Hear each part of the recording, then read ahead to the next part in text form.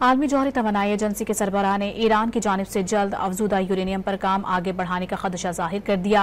IAEA के सरबराह Rafael Grossi ने कहा है कि ईरान की जौहरी तनसीबात पर अमरीकी और इजरायली हमलों के बावजूद तेहरान चंद महीनों में अफजुदा यूरेनियम की पैदावार दोबारा शुरू करने के काबिल हो सकता है।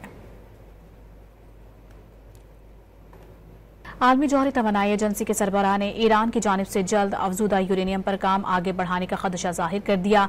IAEA के सरबराह राफेल ग्रॉसी ने कहा है कि ईरान की जौहरी तनसीबात पर अमरीकी और इजरायली हमलों के बावजूद तेहरान चंद महीनों में अफजुदा यूरेनियम की पैदावार दोबारा शुरू करने के काबिल हो सकता है। आलमी जौहरी तवानाई एजेंसी के सरबराह ने ईरान की जानिब से जल्द अफजुदा यूरेनियम पर काम आगे बढ़ाने का खदशा जाहिर कर दिया।